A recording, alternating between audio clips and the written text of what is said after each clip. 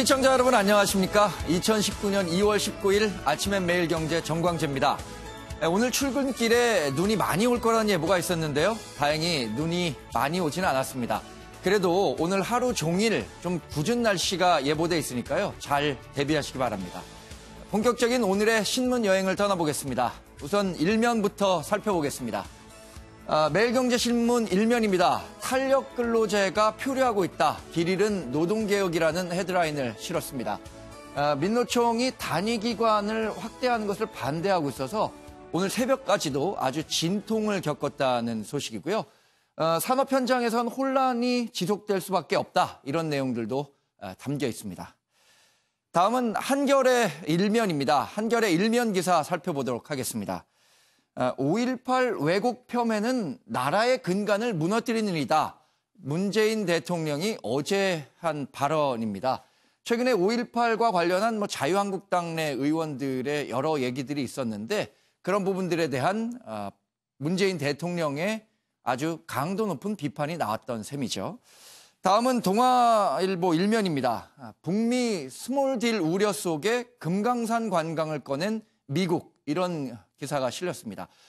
미국과 북한 정상이 이제 2월 27일, 앞으로 이제 8일밖에 남지 않았는데 정상회담을 하게 되죠. 정상회담에 나오는 우려 속에 금강산 관광 얘기까지 나오고 있는 현재의 상황을 짚어봤습니다. 다음은 서울신문 일면입니다. 최저임금은 올랐는데 더 쪼그라든 1월 월급이라는 기사가 실렸습니다. 내용을 살펴보면 직장인 1월 명세표를 살펴보니까요. 최저임금은 인상이 됐지만 기존에 받던 그 식대라든가 다른 비용들이 빠지면서 실질 수령액은 더 감소했다는 얘기가 나와 있습니다. 자, 오늘 저희와 함께 네 분의 패널 모셨습니다. 안녕하세요. 어서 오십시오. 안녕하세요. 네. 자, 오늘 아침에 저희가 뽑아본 키워드를 한번 점검해 보겠습니다. 첫 번째 키워드는 도이머이입니다. 2차 북미 정상회담이 열리는 베트남 말인데 쇄신을 뜻한다고 하죠. 북한이 베트남식 도이머이를 통해서 국제사회로 나오고 또 경제개발을 이뤄낼 수 있을지 관심입니다. 두 번째 키워드는 나라의 근간입니다. 뿌리 깊은 나무는 바람에 흔들리지 않는다고 했는데 5.18 민주화운동에 대한 최근의 논란을 두고 문재인 대통령은 나라의 근간을 무너뜨린 일이라고 했습니다. 세 번째 키워드는 TK 혈투입니다. 자유한국당 지지 기반이 밀집한 대구 경북 지역에서 이들의 표심을 잡기 위한 후보들의 경쟁이 아주 뜨겁습니다. 마지막 키워드, 집이 안 팔려요. 서울 아파트가 145만 채라고 하는데 하루 거래는 40건에 불과할 정도로 거래 절벽이 현실화되고 있습니다. 가격이 비싸서겠죠. 자, 본격적인 신문 여행 떠나볼까요? 저희가 본면에 준비한 첫 번째 소식은 경향신문 일면 소식인데요. 문 대통령의 5.18 망언 비판 발언이 나왔습니다. 제가 말씀드린 것처럼 나라의 근간을 무너뜨린 일이다. 청와대 회의를 하면서 처음으로 직접 언급을 했고요. 국회와 정치권 일각에서 이뤄지고 있는 왜곡과 폄훼는 민주화 역사와 헌법 정신을 부정하는 것이라고 강하게 비판했습니다. 서울신문 3면도 문 대통령의 발언에 대한 소식을 다뤘습니다. 서울신문 8면은 한국당의 물타기, 국회윤리위원회가 5.18 망언 징계를 상정하는 것을 또 미뤘다는 얘기인데 문재인 대통령의 강도 높은 비판에도 불구하고 한국당은 다른 것들과 같이 이 윤리위원회를 열어야 한다라고 하면서 상정을 좀 미뤘다는 거죠. 5.18 망언과 관련한 얘기들을 조금 얘기를 더 깊게 나눠보겠습니다. 윤 의원님, 어제 생각보다 강도 높은 문재인 대통령의 비판 발언이 나왔는데 문 대통령의 발언 자체에 대해서는 어떻게 평가하시나요? 예, 사실 이번 5.18 자유한국당 의원들 망언이라고 표현되는 이 사태 이후에 문재인 대통령이 처음으로 사실 입장을 내놓은 거예요. 네. 수석보좌관 회의에서. 그러나 수석보좌관 회의에서의 발언이지만 국민들을 향해서 꺼낸 얘기죠. 네. 제가 보기에는 크게 두 가지인 것 같습니다. 역사에 대한 왜곡, 이거는 아무리 표현의 자유와 관용이 있더라도 그건 허용될 수 있는 범위가 지켜져야 된다. 그리고 이런 것들이 바로 대한민국의 민주주의의 근거, 자유민주주의의 근간을 해치는 거다. 네. 이게 바로 헌법 정신을 또 훼손하는 거다라는 식의 요약을 하자면 그런 거죠. 문 대통령으로서는 사실 어느 한 정파 또는 이게 지금 더불어민주당의 유리, 분리 이런 걸 지금 따질 사안은 아니라고 보고요. 네. 이건 보수를 자임하는 분들로부터도 이 새 의원 그리고 지만원 씨에 대해서 쏟아지는 비판이 얼마나 강도 높은지 네. 또 국민 감정을 얼마나 많이 거슬고 있는지를 잘 알고 있기 때문에 네. 사실 문 대통령의 얘기는 어찌 보면 사실 원칙적인 얘기인 거고요. 어찌 보면 굉장히 지금 정제된 표현이지만 그 정제된 표현 속에서 굉장히 강한 의지를 보여준 거다. 저는 네. 그렇게 읽었습니다. 문 대통령이 사실 2017년 취임하자마자 5.18 기념 행사가 있었었고 그때 당시에 직접 참석을 해서 5.18 유족 가운데 한 분을 이렇게 포옹하는 장면, 아주 극적인 장면이 연출되기도 했었는데 그런 정도로 이 5.18 광주 민주화 운동에 대한 애정이라든가 그런 감정이 좀 남다른 것 같아요, 배 의원님. 네, 5.18뿐만 아니고요. 제가 알기로는 문재인 대통령께서 역사에 대한 인식이 정말 굳건하신 분이라고 알고 있습니다. 네. 개인적으로 말씀을 좀 들었었는데 역사에 대한 관심이 많으셔서 역사학도가 되시고 싶으셨다. 네네. 그러나 여러 정황상 이제 변호사 공부를 하시고 변호사가 되신 것으로 제가 알고 있고요. 실제로 지난 정권을 말씀드려서 어떨지 모르겠습니다만 박근혜 정부 때 저도 그때 19대 국회의원으로 있었는데요. 네. 역사 교과서 국정화가 정말 큰 논란이 되지 않았습니까? 네. 그때도 저희 민주당을 중심으로 해서 시민사회도 그렇고 역사학계도 그렇고 많은 강도 높은 비판이 있었는데 그 당시에도 문재인 대통령께서 당시는 이제 의원 신분이셨는데 네. 이 마이크를 잡고 그 역사 왜곡에 대한 정부였던 역사 교과서 국정화에 대한 반대하는 이야기를 하시면서 역사에 대한 이야기를 원고 없이 정말 강연을 풀어내듯이 그렇게 하셨던 기억이 네. 지금 선명하거든요. 그러니까 5.18뿐만 아니라 역사에 대한 문 대통령의 인식이 워낙 이제 강건하시다는 말씀을 드리고 싶고 특히 5.18의 경우에는 저희가 누차 말씀을 드립니다만 김영삼 정부 때 그러니까 당시 신한국당 정권에서 5.18 특별법을 제정했고 네. 전두환 노태우 두 전직 대통령에 대해서도 사법 처리를 했었던 그야말로 이거는 여야가 없는 우리나라의 민주주의 역사를 상징하고 있는 이 광주 민주화 운동이기 때문에 네. 이런 부분들에 대한 어떤 자유한국당 의원분들의 그런 망언 그리고 거기에 이은 지도부의 좀 안이한 대처 이건 이제 국민적인 공분을 사고 있고 이 부분에 대해서 대통령께서도 한번 짚고 분명히 이런 부분들에 대해서는 있어서는 안 된다는 것을 표하신 것으로 그렇게 해석하고 있습니다. 네. 저희가 서울신문 3면을 한번 보면요. 제목을 한국당의 물타기라고 이렇게 표현을 했습니다. 정파적 제목이라고 보기는 어려울 것 같고요. 국회 윤리위원회가 5.18 망원 징계 상정을 또 미뤘다는 내용을 담고 있는데요. 자, 이경환 변호사께서는 지금 자유한국당 부대변인으로 활동도 하셨었고 예. 최근에 논란이 상당히 좀 부담스러운 건 사실일 것 같습니다, 변호사님. 예, 많이 부담스럽고요. 네. 그렇지만 어쨌든 이제 우리 당에 소속된 사람으로서 예. 몇 가지 얘기를 안 짚고 넘어갈 수 없는 것은 어쨌든 문재인 대통령이 정확한 말을 하셨지만 아쉬운 점은 이렇습니다. 네. 과거 정부 여당에서 정도 차이는 있겠지만 여당의 의원들이 망언했을 때는 왜 조용히 지키고 있었느냐 이런 부분들이 있을 수가 있죠.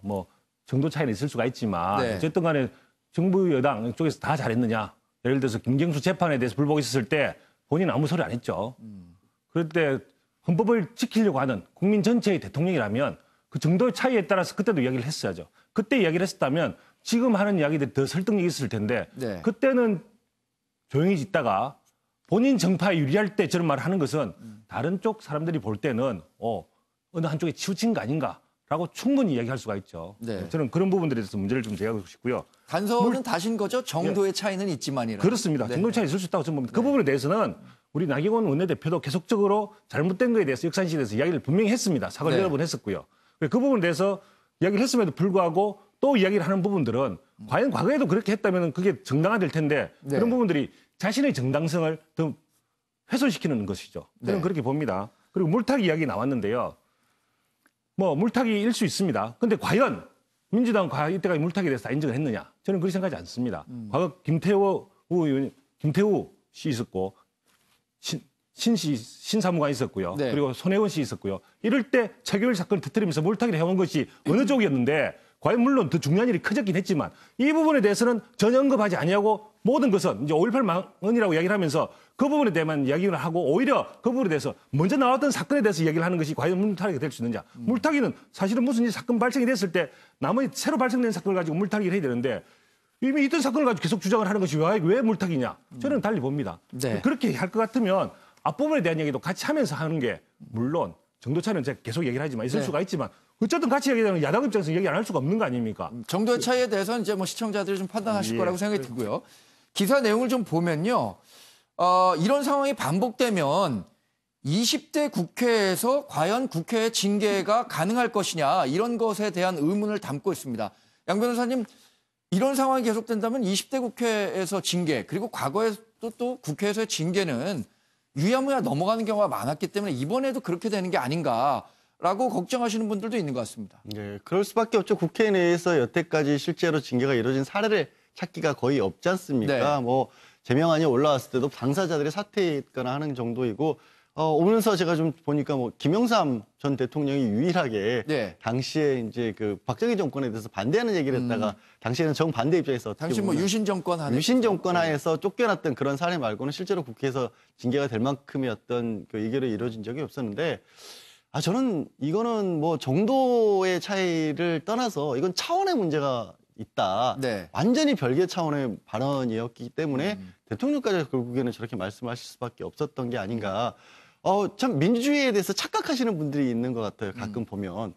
극단적으로 이게 광주 민주화라고 하는 게 결국 전두환 노태우로 상징되는 군사정권을 무너뜨리는 계기를 만들어준 민주화 운동이었는데 전두환 노태우 시절이었으면 이런 식의 얘기를 국회의원이 할 수 있었을까요? 저는 한번 되물어보고 싶어요. 그 국회의원들이 이번에도 만약에 이거를 징계 절차를 못 이뤄낸다라고 한다면 결국 저는 국민들이 국민적인 징계를 할 수밖에 없는 상황이라고 봅니다. 네. 지금 국회가 공전하고 있어요. 국회가 한 번도 열리지 못했다고 하더라고요. 또 윤리위원회 또 정상화와 관련한 논의가 있는데도 불구하고 이루어지지 않고 있어서 국회를 보는 우리 일반인들의 시각은 뭐 좋지는 않을 것 같습니다. 저희가 다른 소식들로 한번 넘어가 보겠습니다. 한국당 전당대회 소식이 있죠. 근데 전당대회를 하면 우리가 컨벤션 효과라고 해서 그 당에 굉장히 많은 관심이 쏠립니다. 그래서 그 당의 지지도가 올라가는 이른바 컨벤션 효과라는 게 있는데 경향신문 6면은 반대로 한국당 전당대회는 역컨벤션 효과를 내고 있다고 이렇게 평가를 했습니다.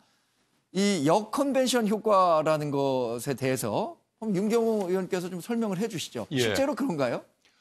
정당의 전당대회나 또는 새로운 지도부 선출 이런 것들은 사실 정당 구성원들 간에 뭔가 이 단합을 도모하면서 동시에 외연을 확대하는 예. 가장 큰 목적이 있는 거 아니겠어요?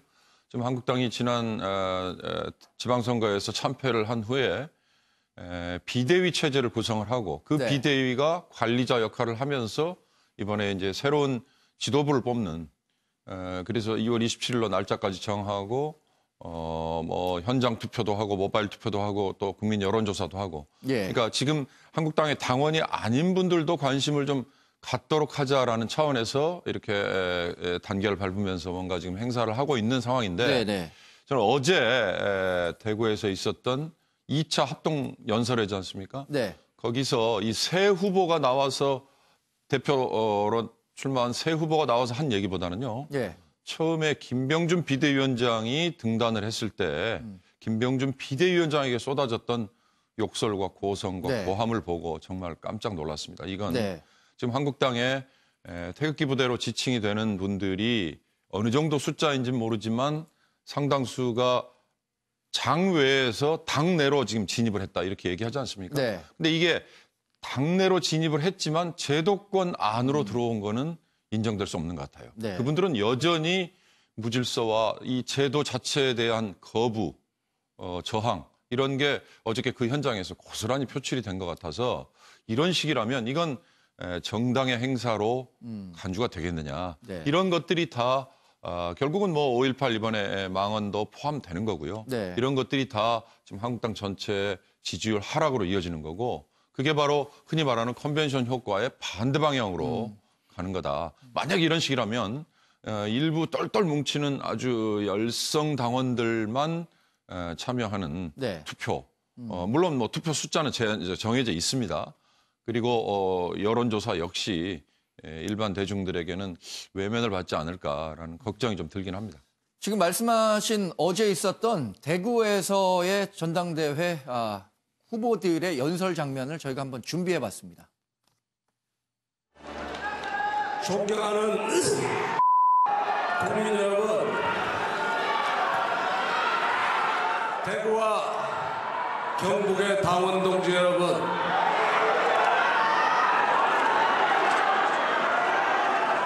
조용히 해주십시오. 여러분들이 뭘 이야기하고 뭘 요구하는지 알고 있습니다. 조용히 해주세요.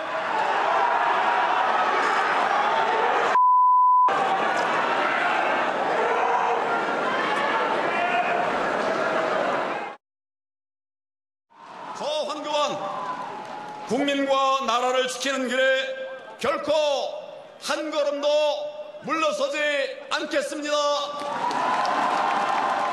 전 국민에게 사랑받는 자유한국당 누가 만들겠습니까? 전략적 선택 잘 생각해 주십시오. 개혁 보수로 가야 합니다. 국민 속으로 들어가야 합니다. 중도층 속으로 확장해 들어가야 내년에 이길 수 있습니다, 여러분. 촛불에 놀라 다 도망갈 때 끝까지 당을 지키는 사람 누굽니까, 여러분? 왔다 갔다 한 사람, 또 기회를 보는 사람은 절대 할 수 없는 일입니다. 자, 보신 것처럼 2월 27일에 열리는 자유한국당 전당대회는 상당히 정치권에서는 큰 이슈입니다. 그런데 윤 의원께서 말씀하신 것처럼 전당대회가 외연을 넓히는 계기도 되지만 또 반대로 자기의 지지자들을 응집하는 그런 효과도 있을 것 같은데 최근에 전당대회의 흐름에 대해서는 배재정 의원께서는 어떻게 평가하세요? 네. 많은 분들이 관심을 가지고 계십니다만 또 네. 걱정 또한 하시는 게 사실인 것 같습니다. 뭐 제가 이 자유한국당 얘기를 드리는 것이 조금 조심스러운 부분이 있기는 한데요. 실제로 황교안 전 총리가 전당대회 출마를 선언하면서 상당히 한국당이 컨벤션 효과를 누릴 것이다. 네. 이런 이야기들이 저희 민주당 안에서도 있었거든요. 그런데 아시다시피 이 전대 날짜를 옮기는 문제와 관련해서 여러분이 불출마를 또 선언하셨고 그 가운데서 또 오세훈 전 시장의 경우 불출마하신다고 했다가 이틀 만에 다시 번복을 하시고 이런 과정이 조금 아름답지 않았던 면이 있다는 생각이 들고 그것보다 지금 더 많은 관심을 받는 것은 조금 전에 우리 그 논설위원께서도 말씀을 하셨습니다만 좀 8천여 명 정도가 이 자유한국당 내부로 소위 네. 태극기 부대라고 하시는 분들이 들어왔다고 하는데 전당대회의 어떤 흐름을 그분들이 좀 좌우하는 모습이 보이면서 이 국민들의 어떤 우려가 좀 커지고 있는 것이 아닌가라는 생각이 들고요. 네. 결국은 전당대회가 이 무사히 잘 맞춰서 이 한국당이 보수의 정통 세력으로서 이렇게 좀 자리매김을 하기를 또 우리 많은 국민들이 바라고 계실 텐데 네. 그런 측면에서 앞으로 남아있는 기간 동안 8일 정도일 텐데요. 이 기간 동안 또 국민의 신뢰를 회복하기 위한 노력도 병행하시지 않을까 네. 그런 생각도 하게 됩니다. 자, 배 의원께서 좀 조심스럽게 말씀하신다고 그랬는데 이경환 변호사는 조심스럽게 얘기하지 않으셔도 될 것 같습니다. 자, TK 혈투 한국당 화두가 양박이라고 중앙일보가 이렇게 보도를 했습니다. 예. 내용을 보면은 양박은 박정희 전 대통령과 박근혜 전 대통령 해서 양박이라고 표시를 한 거죠. 예. 이경환 변호사는 이 전당대회를 보는 감회가 또 직접 소속이 돼 있는 당이니까 새로울 것 같은데 설명해 주시죠. 좀 실제 이런 흐름이 있습니까? TK에서 양박 흐름? 일단은 감정적인 부분에서 있을 거라고 보여집니다. 네. 왜냐하면 박정희 대통령이나 박근혜 전 대통령은 전부 그쪽 TK 출신이지 않습니까? 네. 그리고 그분들의 지지를 받아서 대통령이 되셨던 분들이거든요. 그래서 그 부분에 대한 애정이 겹치는 부분들이 저는 있을 거라고 보여지고요. 네. 그래서 그 부분들에 대해서 어떤 감정적으로 생각하는 부분들은 다른 지역하고는 조금 상대적으로 다 많이 다를 것이다. 네. 그런 부분들이 표출이 되는 거라고 저는 생각을 하고요. 네. 그리고 조금 전에 우리 태극기 부대 이런 이야기를 했었는데요. 저는 태극기 부대 뭐 이분들 중에 일부는 뭐 폭력적인 행동을 한다든지 뭐 무질서까지 얘기하셨는데 그런 부분들은 지양이 되는 게 맞습니다. 네. 그렇죠. 이분들이 과연 폭력적이고 뭐 아주 심하게 무질서 저는 그리 보지는 않습니다. 이분들은 과거에 우리 어머님, 부모님 세대에서 이 한국의 안보와 뭐 이런 부분들에 대해서 많이 걱정을 하는 그런 분들이었는데요. 그래서 이 안보와 한국을 제대로 경제 성장을 해왔던 그런 부모님들 세대이기 때문에 그런 부분들에 대해 여전히 그런 부분들에 대한 어떤 존중을 가지고 있는 사람들이기 때문에 네. 그런 부분들에 대해서 좀 달리 보는 사람들에 대해서 좀 강한 의사 표시가 있다. 그리고 이분들은 어떻게 보면 이 우파 중에서도 좀 실천주의적인 우파입니다. 네. 그냥 이 보수적인 사람들은 보통은 좀 점잖고 뭐 자기 말을 안 하는 다른 뭐 진보라고 하는 이런 사람들에 비해서 그런 타입인데 비해서 이 사람들은 자기들 이야기를 하는 경우가 많죠. 그래서 어떻게 보면 우파 중에서 어떻게 자기 강한 의지를 가지고 있는 그런 분들인데 물론 어떤 극단으로 치우쳐서 극단이라고 한다면 뭐 우만 있는 것도 극자도 있습니다. 지금 저 광화문 앞에 가면 여전히 주한미군 철수를 외치는 사람들이 있고요. 네. 그런 극단에 치우친 사람들이 아니라면 적어도 어떤 무질서나 법치주의를 부정하는 사람들이 아니라면 전체적으로 합법적으로 할 수 있는 사람들이라면 네. 다 품어야 되는 게 맞다. 저는 이렇게 보고 있습니다. 말씀하신 것처럼 법 질서 내에서 이루어져야겠죠. 자기의 의사 표현들도. 그렇습니다. 동아일보 신면은 대구에 모인 한국당 문정부 심판에 힘을 실어달라 이렇게 얘기를 하고 있습니다. 일단 전당대회라는 게 자신들을 지지하는 사람들을 대상으로 그 힘을 극대화한다는 측면에서 문정부 심판론을 내세우고 있는 거겠죠, 양지열 변호사님? 그런데 이제 전당대회라는 건 한편으로는 또 외부를 향한 어떤 총선이나 네. 아니면 뭐 대선이나 뭐 지방선거처럼 외부를 향한 공격을 하는 자리보다도 앞으로 이제 당을 이끌어갈 사람들을 뽑는 자리여야 되고 그러면 당연히 미래 비전이라든가 이제 본인들이 뭐 스스로 이제 권력을 잃었다라고 말씀들을 하시니까 네. 그러면 다시 되찾기 위해서 수권 정당으로서 우리는 어떤 일을 할 수 있다라는 차별성을 좀 많이 부여하는 쪽이 돼야 되는데 말씀하신 것처럼 때리기 쪽에 좀 추진을 많이 하시는 것 같아요. 네. 근데 이 때리기라는 게 문제가 뭐냐면 그러다 보면 어떻게 결집력이라고 하는 것에서 한계점이 좀 나올 수밖에 없거든요. 그러니까 네. 비판하고 남을 탓하는 걸로 해서 세를 모은다, 미워하는 쪽으로 세를 모은다고 하는 것은 결국 미래를 찾기 어려울 수 있다는 점도 좀 생각을 해 주셨으면 좋겠는데 뭐 그건 또 그분들의 생각이겠죠. 네. 전당대회가 이제 8일 앞으로 다가왔죠. 뭐 앞으로도 그 선거판이라는 게 항상 뭐 역동적으로 변하기 때문에 저희가 관심을 갖고 계속 지켜봐야 할 것 같고요. 여러 가지 다른 정치 소식들도 좀 다뤄보겠습니다. 재밌는 소식 가운데 하나는요. 뭐 노회찬 의원 뭐 작년에 돌아가셨죠. 그러면서 이제 걸석이 됐는데 이 보궐선거가 이뤄집니다. 이 보궐선거를 두고 범여권이 단일 후보를 내야 되느냐 말아야 되느냐 뭐 이런 가능성들도 계속해서 좀 논의가 되고 있습니다. 창원 성산 보궐선거가 앞으로 이루어지게 되면 여권 후보가 그냥 여기서 말하는 범여권은 민주당과 정의당의 단일화겠죠. 윤 의원님께서는 그런 논의가 어떤 결말까지 좋게 나올 수 있다고 보세요?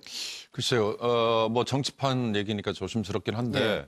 이렇게 내놓고 사실은 어찌 보면 담합을 하자라는 제안으로 받아들여질 수도 있어요. 네. 전략적인 제휴를 하는 거라고 얘기를 하면 할 말은 없습니다. 네. 다만 창원 성산이라는 곳이 노회찬 전 의원 이전에 권영길 우리 진보운동의 전면에서 이 제도권 안으로 진보운동을 끌어들이는데 상당한 기여를 했던 권영길 전 의원이 2번이나 또 국회의원을 했던 지역 아니겠어요? 그렇죠. 그 지역의 유권자들의 성향이 공단 지역이 많고 그래서 노동자들이 많고 또 30, 40대 젊은 유권자들이 많고 그래서 네. 아무래도 진보에 대해서 조금 더 동조하는 뭐 이런 점이 상당히 이제 아마 강조가 되는 것 같은데 또 어느 선거에서는 그러다가 어부지리로 보수 진영의 후보가 네. 된 적도 있지 않습니까?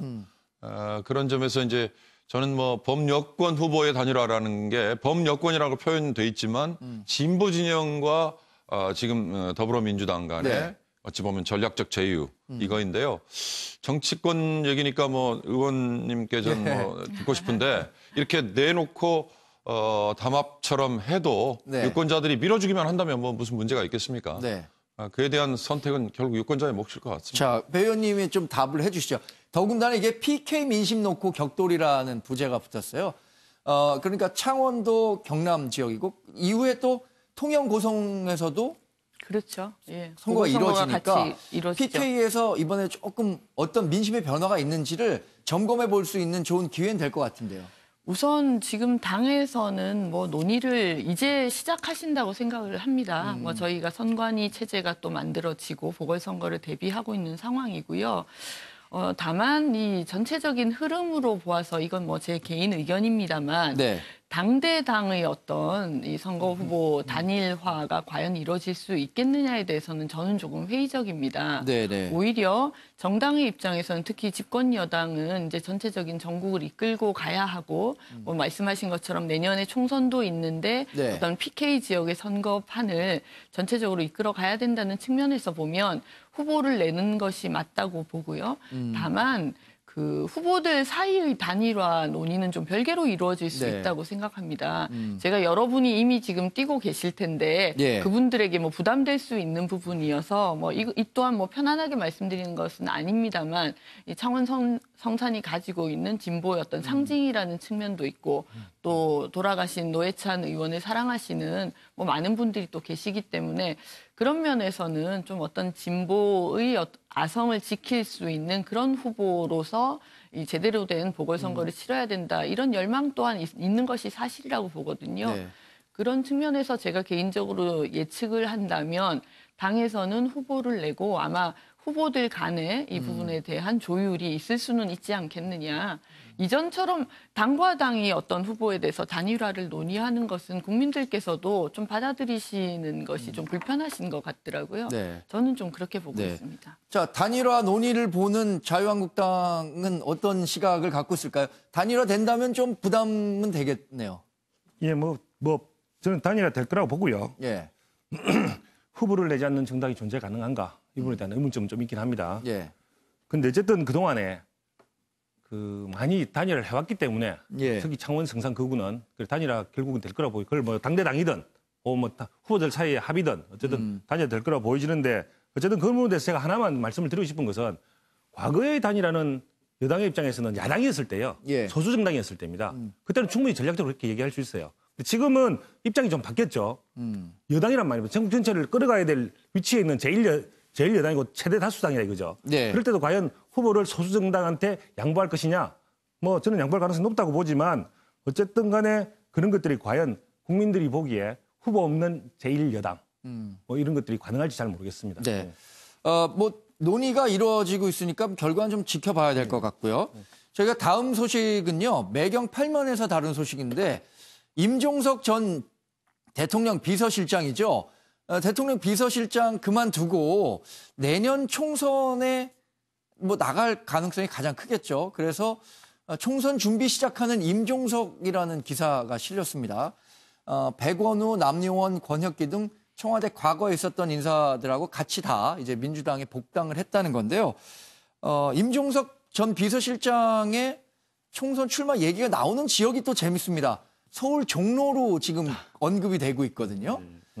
양지열 변호사님이 종로가 갖는 정치적인 의미도 다르고 지금 현재 국회의원이 정세균 전 국회의장이에요. 그것도 좀 재밌는 것 같고요. 저는 의장이고 또 정세균 전 의장이 또 유달리 지역구에 대한 어떤 네. 관심, 애정이 굉장히 깊으신 분이고 뭐 한때라는 표현을 쓰면 지금도 그렇게 중요도는 높지만 예전에는 네. 정말 그야말로 정치 1번지라고 꼽혔잖아요. 네. 종로에서의 향방이 어찌 보면 전체 선거 판세를 좌우할 수 있어 하고 볼 정도로까지 불려졌던 곳이기 때문에 그래서 이제 비서실장을 역임을 했고 또 이번 정권에서 지금까지 가장 어떻게 보면 큰 역할이라고 할 수 있는 부분이 대북 관계 개선과 관련해서도 많은 역할을 해오셨기 때문에 네.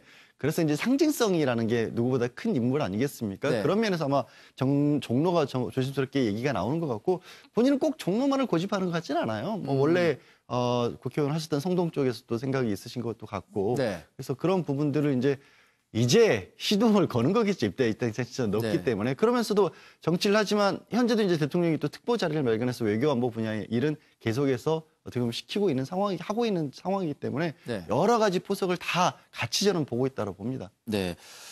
자, 임종석 전 비서실장이 종로에 나오기 위해서는 말씀하신 것처럼 정세균 현재 의원이 거취를 뭐 어떻게 좀 조정을 하든가 해야 될 것 같고요.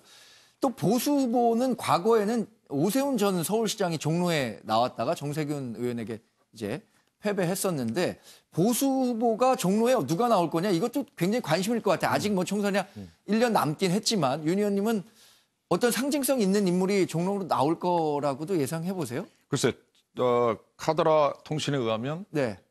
황교안 지금 대표 네. 후보 지금 경선에 나가 있는 황교안 대표도 종로의 상징성 차원에서 도전장을 내밀 수도 있다 이런 관측도 있어요. 네. 정세균 전 의장은 사실 국회의장은 최근 몇 번의 관례를 보면 국회의장을 하고 지역구 출마를 하지 않는. 그렇죠. 예, 그래서 이제 정치권에서 은퇴를 하는 게 관행처럼 돼서 몇 번 예외 없이 지켜져 왔죠. 네. 그러나 정세균 전 의장은 그에 대해서 굉장히 신중한 입장 표명을 하는 걸로 저는 알고 있습니다. 네. 그리고 상대적으로 지금도 지역구를 샅샅이 훑고 다니고요.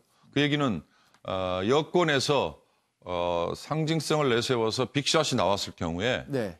나밖에 대안이 없다. 아. 예, 뭐 이런 아마 생각을 하고 계신다. 전 그렇게 들었어요. 근데 제가 기왕 얘기를 꺼낸 김에 네. 전국적인 인물, 전국적인 지명도를 가진 분들은 네. 이렇게 지역을 아무 곳이나 나가도 된다. 이게 우리 정치판에 저는 사실 큰 문제라고 생각합니다.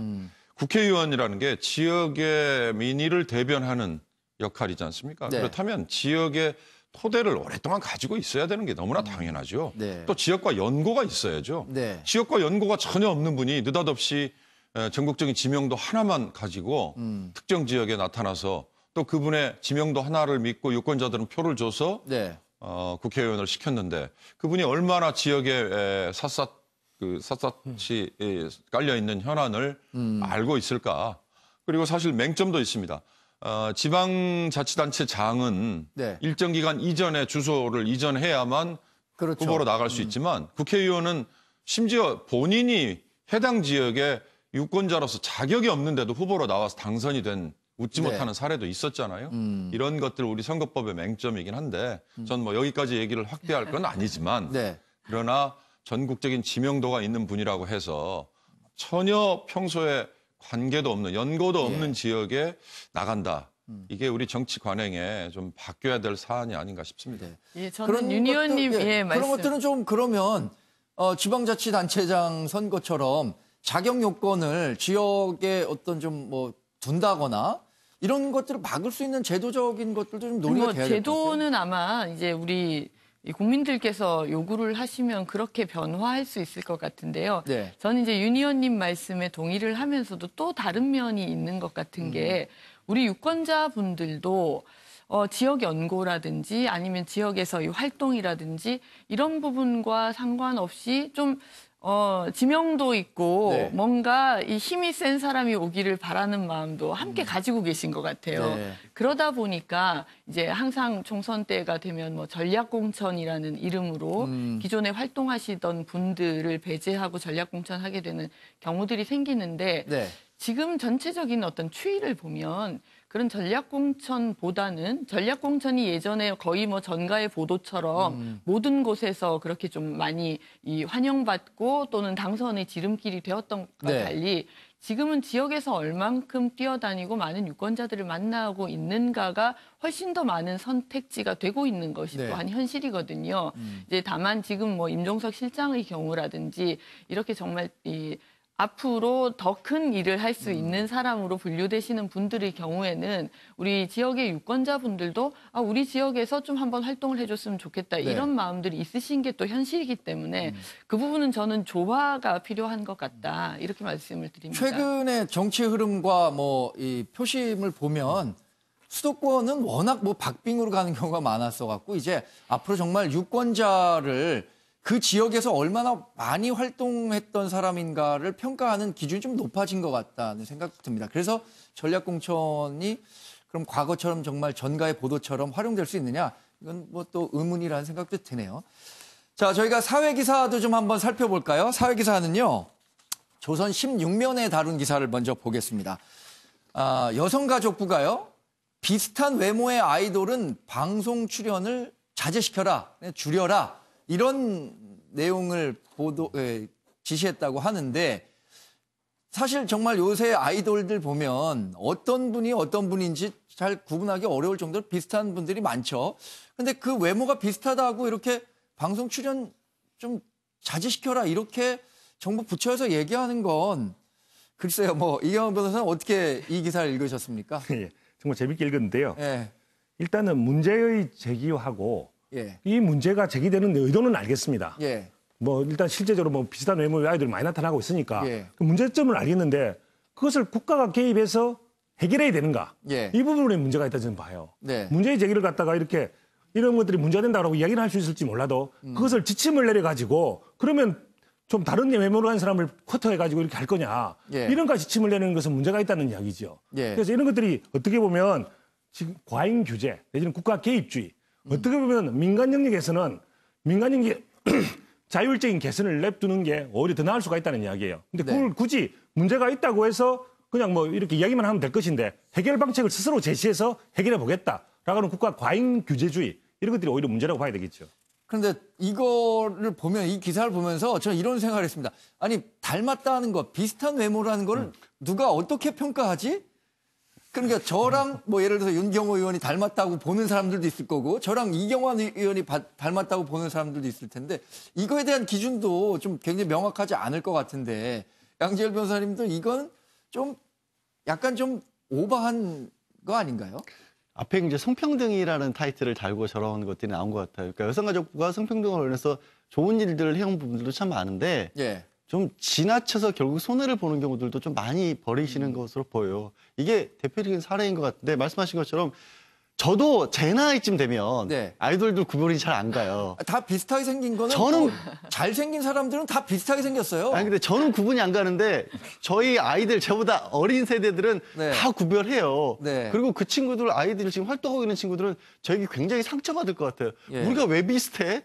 우리 각자의 개성을 가지고 그 안에서 경쟁해서 팬들의 어떤 관심도 사랑도 받기 위해서 열심히 뛰고 있는데 우리가 다 비슷하다고 해버리면 네. 이 친구들은 굉장히 큰 충격을 받을 것 같거든요. 그러니까 이게 지금 제가 초두에 말씀드린 것처럼 성평등이라든가 성의 상품화라든가 이런 부분들을 지적하고 그런 부분들에 대해서 뭔가 좀 바꿔나가자는 쪽으로 나가는 것, 그 목소리를 내는 건 좋은데 네. 가이드라인이라는 이름으로 그리고 또 사람에 따라서 그래서 상당 부분 공감할 수 없는 내용들을 또 이렇게 꺼내드는 거는 정말로 좀 퇴행적인 거고 그야말로 국가가 아직도 네. 국민을 계도한다는 잘못된 인식에서 나온 게 아닌가 싶습니다.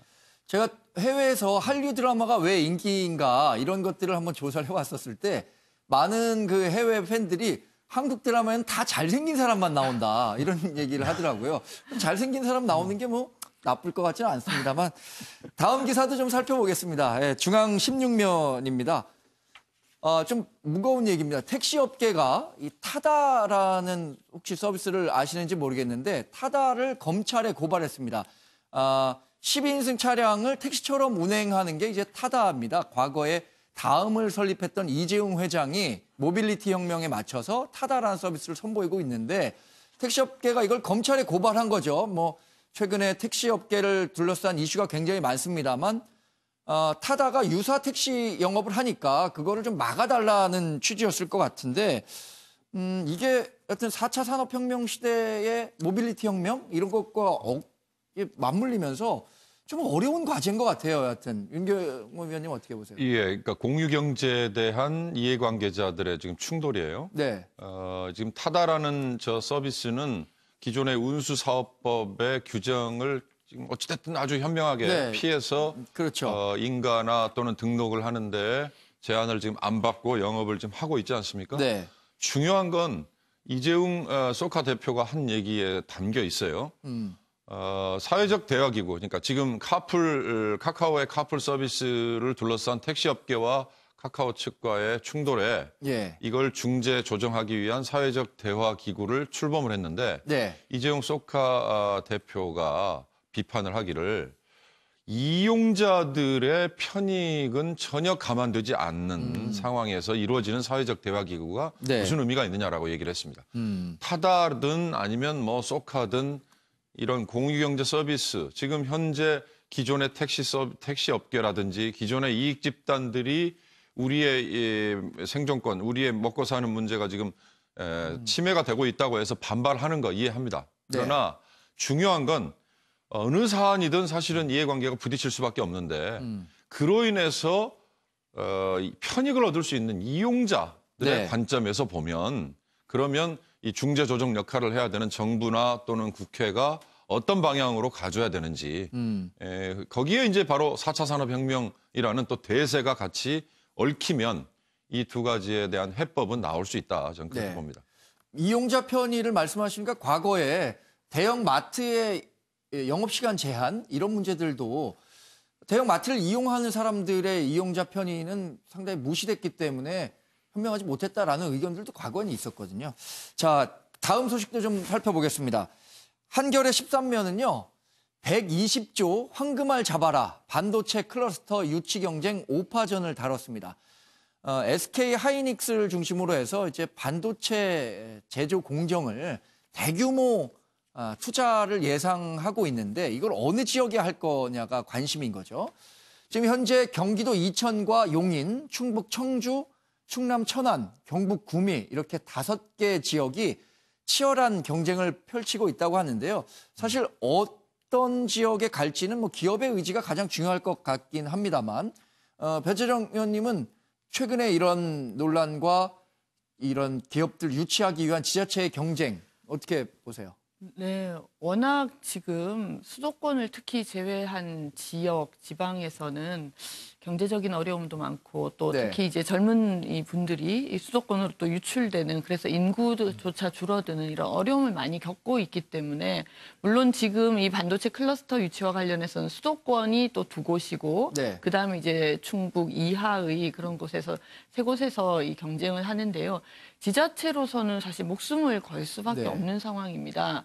경제 활성화에 대한 또 지자체장이 가져야 되는 부담이 있고 지역민들이 그런 것들을 또 지자체장에게 요구를 할 수밖에 없는 상황인데요. 그런 측면에서 뭐 꼭 이제 반도체 클러스터뿐만 아니라 모든 지역의 사활이 이런 이제 경제 활성화, 네. 어떤 산업을 좀 유치해서 우리가 살아남을 것인가 이런 부분들에 목숨을 걸고 있는 상황이다라는 걸 역으로 지금 볼 수 있는 그런 유치 경쟁이라고 판단이 되네요. 그런데 이거 과정을 좀 보면요. 기업의 경쟁력, 그러니까 어느 지역에 위치해서 경쟁력을 더 가질 수 있느냐. 기업의 자율성, 뭐 투자를 평가하는 데 있어서 이 부분들에 대한 논의가 좀 우선되어야 하는 거 아니냐라는 목소리도 있어요. 예, 그래서 그냥 말로만 산업 경쟁력을 따질 것이 아니라 실제적으로 산업 경쟁이 어느 만큼 되는지에 대해서 면밀한 조사가 있어야 됩니다. 네. 사실은 국가 균형 발전하고 산업 경쟁력에 부딪히는 이념인 것인데 항상 모든 정책은 두 개를 다 만족시킬 수는 없거든요. 네. 그럼 어느 것이 더 우위에 있느냐를 따져봐야 될 문제인데 그것을 말로만 할 것이 아니라 실제적으로 나타나는 국가 경쟁력이 여기에 있을 때하고 저기에 있을 때하고 어느 것이 더 강한지를 따져봐야 될 문제인데요. 예를 들어서 국가 균형 발전 이야기하는 것들도 사실 국가 균형 발전이 이루어지기 때문에 전체적으로 봐서는 국가 경쟁력이 높아질 것이다. 이런 사고를 깔고 있는 거죠. 그래서 국가 균형 발전이 필요하다는 것인데 그런 장점하고 지금 이번에는 이 경우에는 집적돼 가지고 한 군데 같이 있는 것이나 수도권이라고 항상 역차를 받아야 되느냐 이런 논리도 가능하기 때문에 네. 산업 경쟁력 차원에서 정확하게 따져가지고 어느 것이 과연 실질적으로 시너지 효과가 나느냐 이렇게 네. 보는 것이 맞겠죠. 네. 그래서 내용을 좀 정리를 해보면 경제 효과와 경쟁력을 위해서는 수도권으로 가야 된다는 게 기업 논리고요. 그러나 수도권 과밀에다 균형 발전에 역행한다는 지적도 있다는 내용입니다. 다음 소식은요. 매경 사면에서 다룬 소식입니다. 매경 사면은 145만 채의 서울 아파트가 있는데 하루에 거래되는 것은 불과 40건밖에 되지 않는다는 거죠. 거래 절벽이 심각하다는 얘기인데 거래 절벽이 온 배경도 좀 궁금하다면 궁금하고요. 이걸 타개해 나갈 수 있는 방법, 사실 가격을 좀 조정하는 수밖에 없는 거 아닌가요? 양지열 변호사님? 가격 조정을 위해서 정부가 지난해부터 굉장히 강력한 부동산 대책을 내놓고 있지 않습니까? 이제 그 영향으로 양도소득세라든가 종합부동산세 같은 것들이 다 올라가는 그런 모습들이 보이기 때문에 네. 그러다 보니까 이제 아예 거래 자체가 안 일어나는 거죠. 어떻게 보면 이제 언론에서는 이 부분을 다소 좀 걱정을 하는 것 같아요. 예. 이게 적정 가격으로 언제 돌아갈지도 모르고 가격 시장이 좀 냉각이 된다고 해서 바로 떨어지는 보장도 없는데 이러다 부동산 시장 경기만 죽는 게 아니냐라는 그런 지적도 있고 사실 그런 부분도 좀 주의해야 될 필요가 있긴 합니다만 그동안에는 경제는 안 좋다, 경제는 안 좋다 하면서도 부동산 가격은 또 천정부지로 치솟았던 기현상을 벌인 것도 그러니까요. 사실이지 않습니까? 그리고 우리나라가 정말 글자 그대로 이게 아파트 뭐 이런 걸로 해서 살기 위한 게 아니라 투기 내지는 투자를 위한 걸로만 지속되었던 것들이 너무 오래됐고 너무 네. 가격 상승도 가팔랐기 때문에 어느 시점에선가는 좀 개입을 해야겠지만 아직까지는 정부에서는 압박을 좀 취하고 있는 것으로 보이네요. 거래 절벽이라는 게 정말 가격 차에 대한 이견이 많기 때문에 거래 절벽이 생기는 거잖아요. 그런데 팔려고 한 사람들은 작년에 굉장히 많이 오른 가격을 기준으로 내놓고 사려고 하는 사람들은 그 가격이 굉장히 비싸다고 생각하니까 안 사는 건데 이 문제가 쉽게 해결되기는 어려울 것 같아요. 위원님. 그렇습니다.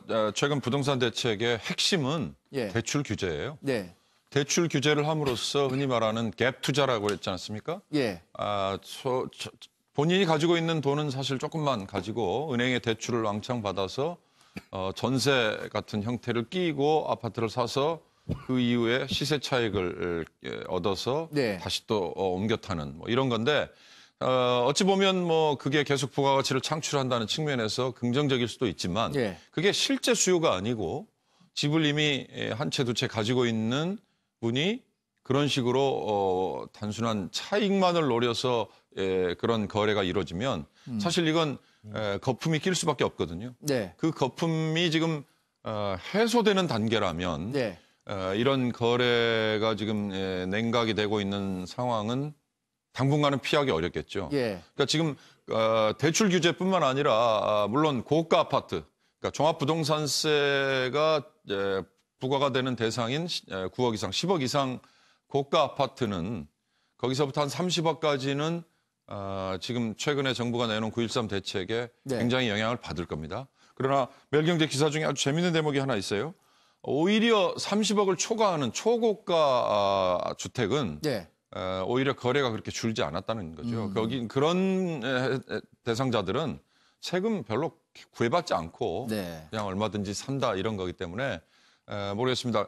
역시 실수요와 연결돼서 이렇게 거래가 줄어들므로써 생기는 피해 예. 이걸 보완하는 게 정부의 후속 대책의 내용이 돼야 될 것 같습니다. 저는 이 대목에서 한 가지만 네. 좀 말씀드리고 싶은 게요. 결국은 정부 정책에 대한 신뢰가 중요하다고 생각이 들거든요. 그러니까 실수요자를 위한 정책을 쓰는 것이 훨씬 더 많은 국민들의 네. 보편적인 복지, 뭐 주거 문제는 특히 대한민국 모든 국민들의 관심이기 때문에 예컨대 거래가 좀 줄어들었다고 해서 다시 정부가 거래를 활성화시키는 쪽으로 대책을 바꾼다면 정말 실수요자들이 이렇게 헷갈리시게 되고 네. 정부 정책의 신뢰도가 떨어지면서 도대체 부동산에 우리가 사야 되는 것이냐 말아야 되는 것이냐 이런 것들이 혼란스러우실 텐데 저는 그런 측면에서 정부가 지금의 정책을 꾸준하게 밀고 가면서 우리 국민들에게 더 이상 아파트가 투기의 대상이 아니라 우리가 살 곳이다. 네. 이런 인식을 좀 확산시키고 안정화시키는 것이 정말 중요하다는 말씀을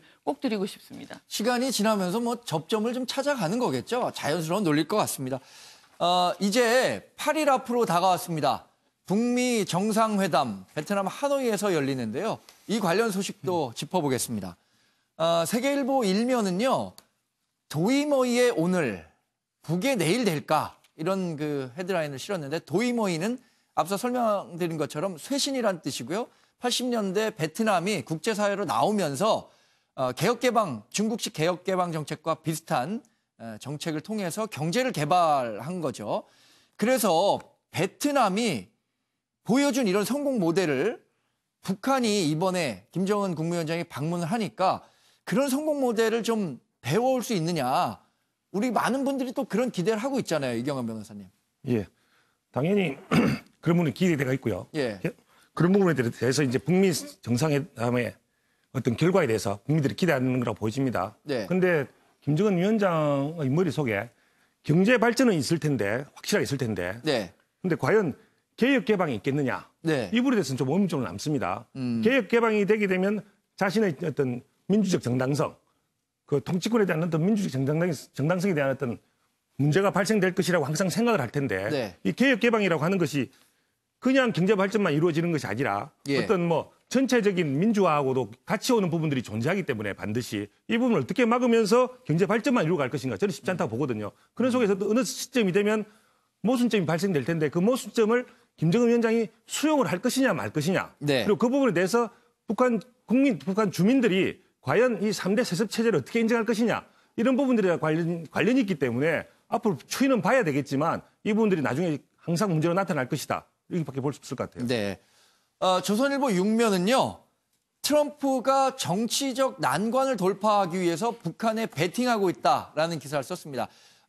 트럼프가 국내 정치에서는 상당히 핀치에 몰려 있는 경우가 많은가 봐요. 이거를 돌파하기 위해서 북한에서 어떤 가시적인 성과를 내기 위해 굉장히 노력하고 있다는 내용이죠. 양지열 변호사님. 좀 어떻게 보면 이거는 이제 북미 정상회담에 대해서 좀 소극적으로 보는 입장으로 보여요. 그러니까 트럼프 대통령이 걱정을 하는 거죠. 혹시 예. 최근에 이제 연방 셧다운까지 거치고 있으면서 미국 내 여론도 굉장히 좋지 않고 뭐 민주당뿐만 아니라 자당인 공화당에서조차도 반발을 하고 있고 예. 뭐 언론들도 트럼프 대통령에 대해서는 비판 일색이기 때문에 본인 트위터로 거의 1인 미디어처럼 활동하고 있는 대통령인데 그러다 보니까 그런 것들을 타개하기 위해서 북한에 사실은 줘서는 안 될 것을 그러니까 그냥 글자 그대로 지금 현재 상태 동결 정도 북한을 사실상 핵보복으로 인정을 하면서까지도 무리한 어떤 합의를 할 게 아니냐라는 걱정을 하는 논지이긴 한데 그러나 이런 논지에서 꼭 빼먹고 있는 것은 트럼프 대통령이 그렇게 비판하는 우리 비판의 포인트 중에 하나가 사업가라는 부분을 좀 놓치고 있는 것 같아요. 절대 본인이 손해보는 장사하는 사람은 아니라는 것도 네. 또 저는 트럼프 대통령을 뭐 좋아한다 싫어한다 의미가 아니라 그런 캐릭터 자체를 놓고 봤었을 때 너무 저렇게 정치적인 걱정 쪽으로만 몰고 가는 것도 옳지는 않아 보입니다. 네. 관련한 기사를 하나만 좀 더 살펴보겠습니다. 한국일보 6면에서 다룬 소식인데요. 김정은 국무위원장이 어떤 식으로든 육로를 이용해서 베트남에 갈 것이다. 그러니까 비행기로 가면은 가까운 거리임에도 불구하고 그럼에도 불구하고 육로로 갈 가능성이 높다라고 평가를 하는 거잖아요. 윤 위원님은 이런 평가가 나오는 것에 대해서 어느 정도 동감하십니까? 글쎄, 뭐 세부적인 이동 경로나 또는 도착 이후의 동선, 뭐 의전 문제 이런 거는 현재로서는 알 수 없죠. 네. 그러나 베트남이 후보 지역이 됐던 여러 요인 중에 하나는 김정은 위원장이 가지고 있는 지금 전용기로 충분히 갈 수 있는 예, 거리. 오갈 수 있는 거리라는 점 때문 아니겠어요? 네. 안전과 효율성을 따지면 예. 굳이 육로를 활용할 이유는 없는 거 아닌가 하는 생각이 들고요. 다만 이번 미국 정상회담에 중국이 또 어느 정도로 북한에게 코치를 하고 자문을 하고 개입을 할까. 그러니까 김정은 위원장이 매번 결정적인 순간에는 직전에 중국에 가서 시진핑을 직접 만났고요. 그리고 네. 중국의 의견을 들었고 그게 긴급 뉴스로 떴지 않습니까? 네. 이번도 27일 직전에 중국을 만약에 날아간다면 그리고 지금 일부 보도에 의하면 김정은 위원장이 25일부터 네. 베트남에 국빈 자격으로 초청을 받아서 미리 방문을 한다 이런 보도도 있었지 않습니까? 네. 이런 걸 감안하면 아마 다음 주 초반에 김정은 위원장이 또 중국을 극비리에 그러나 깜짝 공개하면서 방문을 할 수도 있어 보이는데 그렇다면 육로로 갈 수도 있겠죠. 네. 그래서 나오는 얘기가요. 그 중국의 광저우에 들를 수 있다는 얘기인 것 같아요. 김창선 부장이 중국 광저우를 들른 후에 베트남을 갔거든요. 그래서 김정은 위원장도 광저우가 중국이 굉장히 경제가 많이 개발됐지만 그중에서도 경제적으로 많이 개발된 곳이잖아요. 광저우 들른 다음에 육로로 다시 베트남 가는 건 그런 가능성들을 지금 제시하고 있는 것 같아요. 네, 저 방송 들어오기 전에 양지열 변호사와 그런 얘기를 했습니다. 앉아서 우리가 이렇게 경로가 어떨 것이다 이렇게 얘기를 하고 있다 이런 얘기를 했는데 사실 지금 상황에서는 어떤 것이 가장 유력하다라고 아무도 예측하기는 힘들 것 같은데요. 그렇죠. 광저우를 김창선 부장이 방문한 것이 또 광저우 또한 중국의 개혁 개방의 사실상 어떻게 보면 이제 발원지처럼 그렇게 여겨지는 곳이기 때문에 그런 이제 동선이 가능하지 않겠냐라고 이야기를 하는 것 같고요. 이제 8일 남은 기간 동안에 공식적인 발표들이 이어지면 네. 오늘 이렇게 논의하는 것이 어떻게 드러날지 알 수 있을 것 같네요. 사실 저희가 취재 기자도 북한 관련 기사는 소스를 파악하기가 굉장히 어려워서 카더라 기사가 굉장히 많이 나옵니다. 네. 그런 한계가 있다는 점은 좀 이해를 해주시길 바라고요. 자, 이번에는 한 장의 사진에 담긴 새로운 세상. 오늘은 또 어떤 사진들이 우리에게 새로운 메시지를 던져주고 있을지 박진아 앵커가 준비한 오늘의 이슈컷 보시고 저희는 다른 주제로 대담을 이어가도록 하겠습니다. 이슈들을 사진으로 살펴보는 시간, 이슈컷입니다. 첫 번째 이슈 태그는 택시 행렬입니다. 택시들이 공원 주차장에 꽉 차 있는데요. 주변 거리에도 택시 행렬이 이어지고 있습니다. 서울 시내 택시 기본 요금이 3,000원에서 3,800원으로 오르면서 새로운 미터기로 교체받으려고 줄을 서 있는 건데요. 이 교체 작업은 어제부터 시작해 이달 말인 28일까지 진행됩니다. 이 기간 동안엔 미처 미터기를 교체받지 못한 택시들이 있을 수 있으니까요. 택시 이용할 때 요금 혼란 없길 바랍니다. 두 번째 이슈 태그는 졸업 선물입니다. 하얀 조각상을 든 손이 보이는데요. 알고 보니 자신과 꼭 닮은 조각상입니다. 서울 한 맹학교에서 사진 앨범 대신 주는 졸업 선물이라는데요. 한 3D 프린팅 업체 설계사가 사진보단 만질 수 있는 조각상이 앞을 볼 수 없는 학생들에게 더 의미 있을 거라고 생각해 이 조각상을 만들었다고 합니다. 졸업식에 참여한 학생들은 서로의 얼굴이 담긴 조각상을 만져보며 친구의 얼굴을 기억하겠다라고 했는데요. 학생들에게 잊지 못할 졸업 선물이 될 것 같습니다. 세 번째 이슈 태그는 북한 스마트폰입니다. 이는 북한에서 방영한 어느 영상의 일부입니다. 한 남성이 한 손엔 버스 윗부분을 짚고 다른 한 손으로는 스마트폰을 들고 있는데요. 공중부양을 하고 있습니다. 이 버스가 평양의 능라인민유원지라는 곳을 지나자 시민들이 놀란 표정으로 환호하는 모습이 영상에 담겨져 있습니다. 최근 북한의 스마트폰 보급률이 늘고 있다는데 이를 홍보하기 위한 영상으로 추측됩니다. 언젠간 북한 사람과 스마트폰으로 연락 주고받을 날이 오지 않을까요? 마지막 이슈 태그는 일본 개봉입니다. 일본 도쿄의 한 극장 앞입니다. 건물 안에서부터 바깥으로 사람들이 줄지어 서 있는데요. 몰려든 사람들로 발 디딜 틈 없어 보입니다. 지난 16일 영화 박열을 보기 위해 모인 관람객들인데요. 영화 박열은 독립운동가 박열과 아내 가네코 후미코의 일대기를 그린 영화입니다. 일본에서 한국 독립운동가에 관한 영화를 정식으로 개봉하는 건 이례적인 일이라고 하는데요. 일부 극우 세력이 영화관 밖에서 시위를 벌이기도 했지만 이날 영화 박열의 상영 좌석은 매진이었다고 합니다. 지금까지 박진아의 이슈컷이었습니다. 네, 지금부터는 다양한 소식들로 소개를 좀 드릴까 합니다. 동아일보 12면에서 다룬 기사인데요. 음란 사이트를 차단하겠다라는 게 이제 실행이 되면서 그러면 그거를 우회해서 갈 수 있는 다른 방법으로 보면 된다. 이런 그 새로운 방법들이 공유되고 있다는 거죠. 사실 뭐 음란 사이트 자주 가게 되진 않지만 뭐 이렇게 지인분들이 어떻게 하다 보내주면 클릭하게 되는데 이렇게 우회 접속까지 하면서 보는 사람들도 있긴 있겠죠, 임 의원님? 글쎄요. 저는 뭐 이게 HTTPS라는 이 경로를 통해서 들어오는 거에 대한 차단이었는데 더 재밌는 거는 최근에 이와 관련해서 두 가지 뉴스가 함께 떴어요. 예. 하나는 일부 남성들이 해화동이었나요? 모여서 시위를 한번 했죠.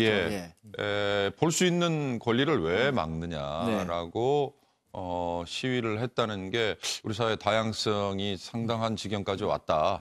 그리고 동시에 또 하나의 뉴스가 있었지 않습니까? 동성애자에 대한 관점의 변화가 또 있었어요. 그러니까 뭐 동성애자는 이거하고는 좀 다른 차원입니다. 소수자, 그러니까 마이너리티에 대한 배려나 보호 차원에서 볼 수도 있는 문제이기 때문에 뭐 이걸 꼭 연결시킬 일은 아니고요. 다만 음란 사이트 차단이라는 게 마치 정부가 이것도 또 하나의 어찌 보면 문화예술 분야에 대한 과도한 개입으로 비춰질 수도 있는데 처음부터 저는 이 기술의 문제는 결국 이렇게 우회 접속법이라는 것처럼 그 맹점을 찾아내고 빠져나가는 방법이 분명히 나올 것이다.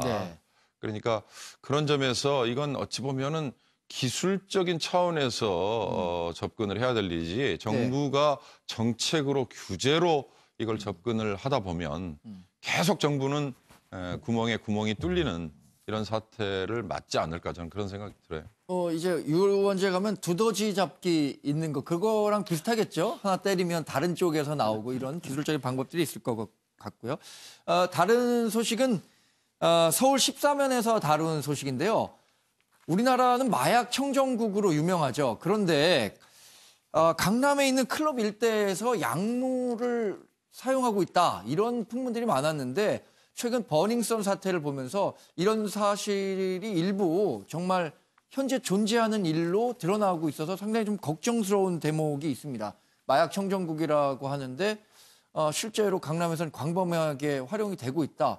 걱정이 되겠죠. 당연히 젊은 친구들이 많이 가니까. 배 의원님, 이런 부분들에 대해서 좀 더 정부가 이거야말로 좀 더 규제를 해야 되지 않을까요? 글쎄 말입니다. 이 클럽이라는 곳에서 무슨 일들이 벌어지고 있는지. 여기 계신 분들은 클럽 가신 적이 없을 것 같은데 저도 못 가니까요. 예. 예, 저희가 방송 전에 잠깐 얘기를 해봤는데 네. 뭐 가볼 수도 없는 곳이고 실제로 어떤 일들이 벌어지는지 모르는 곳이지만 그래도 우리 젊은 분들이 많이 출입을 하게 되는 곳인데 네. 이런 일들이 벌어진 것이 이제 걱정스러운 것은 혹시 빙산의 일각이면 어떡하나 이런 걱정이 있는 것이고요.